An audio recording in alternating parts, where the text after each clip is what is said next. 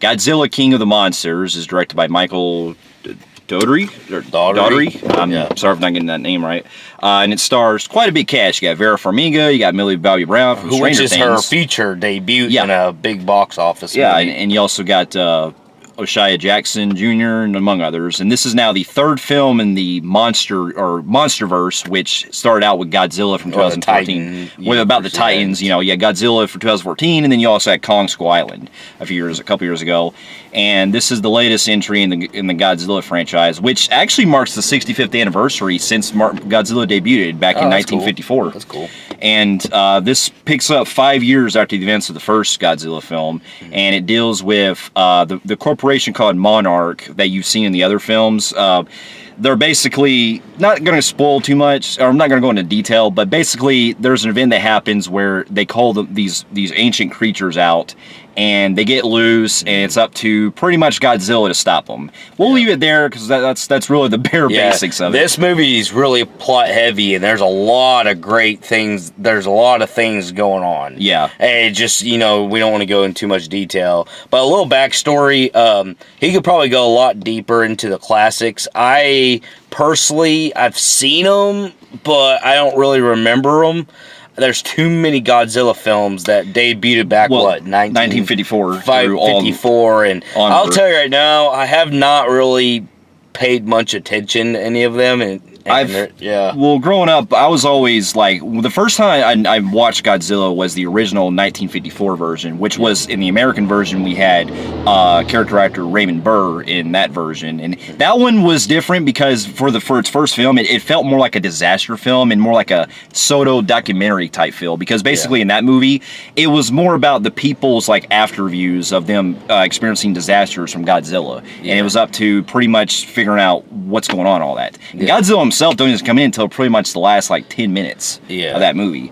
And then as the movies came along, you had different variations of Godzilla. You had the ones where he fights the monsters, like Rodan, the versus, versus. And then when we got into the 60s, it's when they started doing different ones, because Japan, after they did Godzilla, they started doing other creatures, including King Kong, because they had their own lineup of King Kong films. And then in the 60s, we had a Godzilla versus King Kong movie, which I actually watched a few years ago, and I actually thought it was pretty fun. And then as the decades went by, we would always have a new Godzilla film every decade to start out, that franchise. And the one that comes to mind that, believe it or not, I actually grew up with was the 1998 Godzilla. Yeah, which has nothing to do with Godzilla. I mean, basically, it could have just been a creature feature lizard. And if you base it off of that, no, not a Godzilla film, I still thought it was a fun popcorn It was, flick. yeah. Even to this day, looking back on it, I'm like, you know what? If it wasn't called Godzilla, it still holds up as a good monster, as a fun monster movie. They could have done something with a nuclear lizard or something, and it went, haywire. Something like that. If they would have went with its own creature, just a storyline, it's still a very watchable popcorn 90s flick. Yeah, but he's not. It's definitely not Godzilla. No, but getting into 2004 is when they got the 14s. 14s. Before that, keep in mind, while this was still going on, Toho was still making their other Godzilla films up until Final Wars in the early 2000s, and then it was basically granted that in the United States, we wanted to basically get our own unique version of Godzilla, that we have to do it properly, since we realized how it failed with the 1998 version. 2014 comes around, and we get the Godzilla that's directed by Gareth Edwards, and from the previews from that film, looking back on it, I gotta admit, those were my most hyped trailers I watched. Yeah, that I will say, for its trailers, was it was where they're jumping out of the parachute silent, and it has the music from 2001. Oh my god, man, that shit, it was probably the most hype. But, with bad films, you do get hype trailers, Good Day Die Hard's was a badass. But anyways, 2014's Godzilla, I can still say that Bryan Cranston, Aaron Taylor Johnson and Ken Watanabe, who's in this as well. And that film, when it came out, I was a lot more lenient on it back then, because I really loved the movie a lot. Looking back on it, I haven't watched it recently. I still like the movie, but I can still see a lot of the problems that a lot of people were talking about. Yeah. Because that film, when Godzilla's on screen, it's good, but the rest of the film, it's a little too melodramatic, and they focus way too much on the human story. That's not mine. Is Bryan Cranston. The rest of the film just wasn't on par. See, I walked out. I went to go see that, and upon seeing it, I was really disappointed in the film.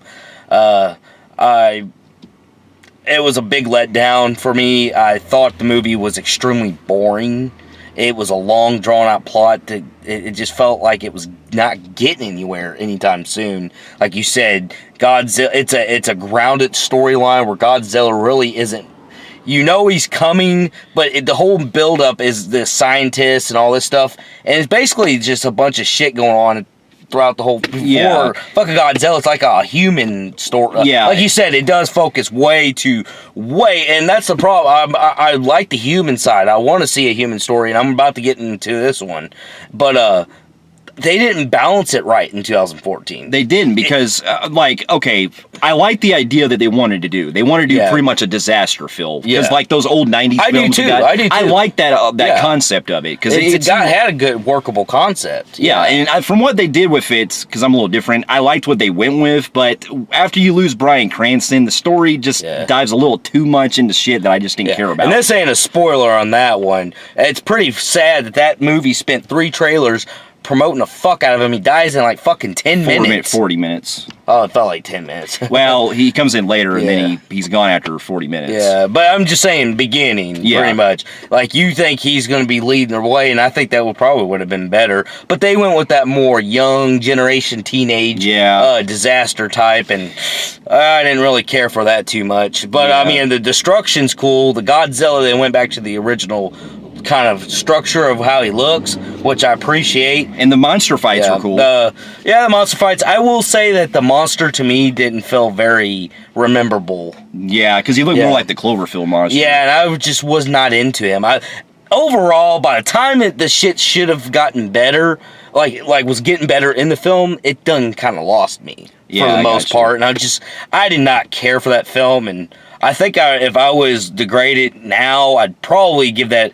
Ooh, it's going to be between high disaster and low, extreme, I'll be nice. Extremely big time average Joe rating on that. That's like a C minus. Got you. Yeah, so I'll be nice and give it that, but that's borderline, because I did walk out kind of ticked. Yeah, now, and with that one, I would have probably gave that one like a compelling, like probably looking back on it, it's probably more of a low compelling for me looking back on it. But then when Kong Skull Island came out, that movie really brought it up. Like, it's okay, you're really doing something with this universe now. Yeah. Because with Kong Skull Island, while there was problems with the story, that movie was a great fucking B movie. Yeah. See, they went with the smart route by doing the whole Apocalypse Now, like the marketing behind it was so fucking good. I will say it had a fun fucking cast. It was a fun fucking movie. It was. And Kong himself, like, when he's it does have problems, but like you said, it's a fun movie. And then with this one, it really got me hyped. Which, by the way, we got a review on if you want to check that out. Yeah, it's on our channel. But with this one coming out with Godzilla King of the Monsters, like, it got me fucking hyped because not only was I looking forward to Godzilla again, but also the monsters they had in place and all the classic stuff. And also the director behind this is Michael Dodry, who you may remember he did Trick or Treat and Krampus a couple years ago. And I find him a very talented director. Yeah. And after upon seeing the film, I can say that while it does have some of the same problems the first one did, to me, I thought it was an improvement in some ways to the first movie. Really? Well, in some regard, basically. Like, personally, I will say that to me, I really enjoyed the fuck out of this. No, that's what I'm saying. I thought it was a great improvement as far as to get our pros out of the way. Well, before that, I want to say is I was going in. While I love the trailers, I was going into this one kind of worried, even though the trailers was badass, because like I said, the 2014 did it, and I was not impressed. But yeah, walking out, I will say that what a major fucking step up. Yeah. What a major step up. Now, the movie does have its problems. Yeah, we'll get into that here later on. But for the most part, I was glad to finally see a fucking Godzilla film that's for this generation. A movie that worked really well. And to get my pros out of the way, when Godzilla's on fucking screen, they learned their lesson from the first movie by not having them just, kind of in glimpses and stuff. You know, when he's on screen, he really, you know, kicks ass. He does kick ass. They keep the classic, you know, back to classic look, but they also build quite a good story that can blend in with the human cast too. That plays a big part. That I'm iffy on, but I'll get into some of my cons with. But yes, I will say that when they balanced, in my opinion, when they set up certain plot points with some of the human characters, some of it was actually kind of interesting. Like, not going to spoil anything, but they set up, there's a device that can somehow talk to the creatures and stuff. They've been saving their voice. That can save their voice, which I actually found really was interesting in the way it went on with the plot. Yeah. And there was also something I will admit that... Well, the cast... The cast I enjoyed, but I will say that this is more of a con, really.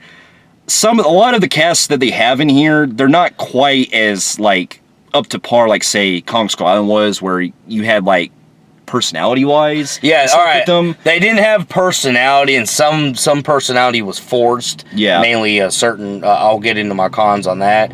But I will say that the cast had more of a purpose and more balance in this one than 2014. Yeah, I agree with that. I can definitely agree. Like, it's just that the material they're given to work with... It's very. It just depends. It's very paper thin. All right, I will say this: the performances were great in this film. They were. There were great performances. Aside for one person, I'll get to him in a second. But the cast was great. The fucking cinematography in this film, outstanding. Oh my god, this is one of the best looking films I saw. Keep in mind, this is the same guy that directed Krampus, and it gave me flashbacks in this part when they're in Antarctica. I was like, holy shit, we're on the set of Krampus again. That same kind of like snowy look and shit. Yeah, and the rain. I love the way, like, whenever the 3-headed famous creature, what's his name? Oh, Ghidorah. Ghidorah, yeah, when he. Because, you know, that's supposed to be like the big-time villain of Godzilla. And if you've seen the original Godzilla films, you know Godzilla was, like, you know, always having trouble. But whenever they have the scenes with, like the disasters are starting to happen, Twister, and, like, you know, you have, like, fucking, like I said, tornadoes, hurricanes, just like pretty much the world is going haywire, man. And they go into this fucking great detail. Yeah, they did. And the creatures are, they went into fucking great detail with the creatures. They did. I had no problem with none of the CGI. The visuals, it not only blended well with the cinematography, but also like the unique detailed look that they went with. It looks very, in some parts, it actually looks animal-like, especially when you get close-ups of Godzilla and the creatures. I like that they really, you know, took their time. They rendered them very well, and I will praise them for that. And the other big thing I have to admit, too, it was great seeing little callbacks to certain things. Like, if you're familiar with the music of Godzilla from, like, the old films, they do that in parts. And you also get to see kind of like references to Kong Skull Island and stuff, which will become a big deal in the next film. Yep, because, you know, if you're not aware, if you ain't get your head stuck in a rock, we're getting the next one is Godzilla versus King Kong. And they are building up to that, which I do appreciate, like showing the videos and the footages left behind, and there's also a certain character, we won't spoil, but there is a character that you probably missed out because you had to go to the bathroom. Yeah. They bring in that's actually from Kong Skull Island as an older version. Oh yeah. Yeah. I won't say who it is, but basically he was from Kong Skull Island, and basically the rest of the film, like, it really takes its time with showing, like, pretty much the whole apocalypse feel. I love the whole fucking, I will say, the climax, they don't underdo the climax. I will fucking say that this final battle, this climax, is fucking done perfect. It was awesome. Oh my god, it was not underused. It was not anticlimactic. I mean, this shit, they make sure Godzilla goes to fucking hell in this. Yeah, definitely. And he is very vulnerable in this. Yeah, I like that. I like the vulnerability. I do too. That's one of the other biggest strong points, is that Godzilla himself, because in 14 as well, they actually show that even though Godzilla is pretty much unfucking stoppable, he still gets his ass handed to him in both films. Especially in this one where when he's fighting Ghidorah, like, he's going down back and forth. Because Ghidorah is famous for being the toughest. Yeah. One of his toughest. Yeah, besides some other ones. But pretty much in this one, they set up that, you know, he's having to take him down, and on top of that, there's other creatures that we come in that I didn't even fucking notice in the trailers. Yeah, that I thought was pretty cool. It is very creature heavy. Yeah. There's a lot of famous ones in here, and then, you know, with Mothra and all that. But another thing I will say that quite a few scenes kind of was emotional. Yeah, there is a couple of scenes that I'll admit. Well, there's really one big one that there are a couple of them actually I will admit was kind of cool. They're the characters. There's one character that's from the first Godzilla that comes back that I actually thought had an emotional event that happens, and then there's also a character they have in this film that they sub that I thought had an emotional turn. Not to mention, there's another one that with Godzilla something happens. Yeah, that's what I'm saying. Not spoiling that, but yeah, it is got they blend with the emotion with the scenes. They blend this very well, and this makes for a very, very damn good disaster film. It does, and it's everything that they learned from the first movie while not having to overdo it. Because if I had like really any cons, my biggest one is, my biggest one is, like I said, with the performances of the characters, they are good. Much like with the first Godzilla, these characters are very, cannon fodder. They're very paper thin, and there's really not much to a lot of them, except for a couple. Like, I'll give you this. All right. Okay. I will say this.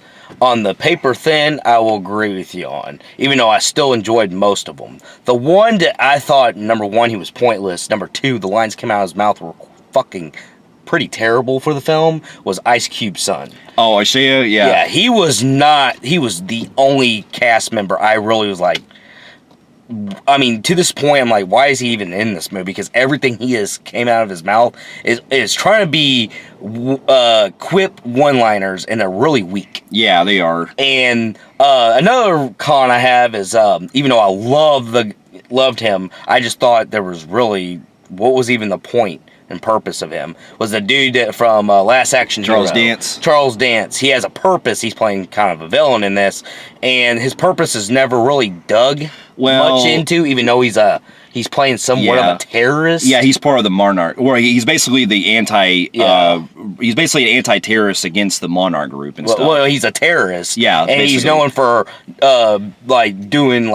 committing stuff. They introduced this terrorist, he's known for killing a bunch of people, and really, I mean, they don't really dig into him. Yeah, and and then they abruptly stop. Yeah, that's my only thing. I was like, what the fuck happened? Well, so you're kind of like wondering, because they had to bring in that whole human villain thing.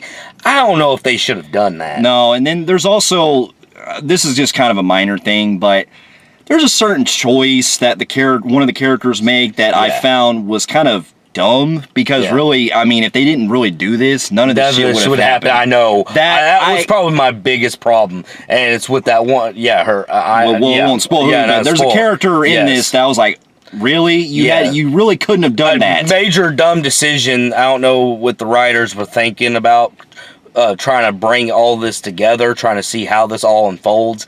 Yeah, I don't know, man. I mean, I get it that it was set up to be plot convenience, but you could have done that a lot. And not to mention, that's a pretty fucking big deal what that person did. Yeah. That person should be considered a villain, forever exactly. because of that. Yeah, that was a pretty stupid thing to just try to bring everybody conveniently together. Yeah, and then there were some parts in the film that I did kind of feel was, it was the pacing was a little slow at points. Not me. Well, I didn't have at some points I felt surprised in the first one I fucking did. I about fell asleep almost in the first one. This one I thought was a hell of a lot better on the pacing. Well, it's just that the first half of the film I felt kind of really took a lot of its time to kind of build up to it. I can kind of maybe see that, but I'm also disagree a little bit on that, because I thought it did very well with the build up compared to the first one. First one was just downright fucking sleep fest to me, in my opinion. Well, and the other thing is that when it comes to the films relying on a lot of the dialogue and everything, a lot of the characters, like we were saying, the human characters are there to set up pretty much exposition from one place to another. And this is not a problem. It's just that a lot of them you really could have cut out, or you really didn't need them there. Yeah. They're trying to build this massive, basically is this big film with a bunch of major casts, and they're trying to make it like the world's falling apart. Yeah. So everybody's got, it's kind of like Independence Day if you think about Pretty it. much, yeah. Where you have everybody had their own storylines of disaster. That, you know, you got the military and it's full of people that's you've seen in other films. Then you got the people who work for the monarch, their people, and it's a bunch of famous people. Then you got so-and-so and your main cast that you saw, like Amelia Bobby Brown, which, by the way, did fantastic for her debut. She did, yeah, absolutely. And I also gotta say that when the movie like doesn't shy away from the monsters battling, it's great to see that they also show, you know, what Godzilla's capable of doing, like his fucking breath and shit like that. Holy shit, especially that fucking climax. Yeah, definitely. Holy shit. But overall, like, even though the film did have its problems, I will say that in terms of giving us exactly what Godzilla should have done in the first movie, this did it. This definitely did it. Now, as far as like as far as characterization, I have a slight edge more with probably the first film's characters in some regard. I don't know. Because the second one, they didn't hit the mark quite as it should have, but it's still, I still didn't mind them, if that makes sense. I thought they improved pretty much on almost every aspect in this one. From the first one. With that being said, though, I'm going to give the movie a probably a compelling grade on the Film Phreeks meter. Okay. Now I think about it, I'm digging really, really deep here. It's almost like I want to. I actually think I liked it a lot more than you did. So, surprising enough, I'm going to give this film a very, very, very low phenomenal grade in Film Phreeks meter. I actually was really fucking impressed. This film, like, really fucking stepped up. And what I mean stepped up, I'm talking about went from fucking, to me, was ground level shit. And that was the first one. And I can't believe I gave a shit a C. I almost want to give that one a D because I really was not into that at all. It was more of a fucking NyQuil. And it's like jumping, I mean, Godzilla stuff, literally, you know, fucking for shit, you know, like literally. I mean, I felt like it was a giant step.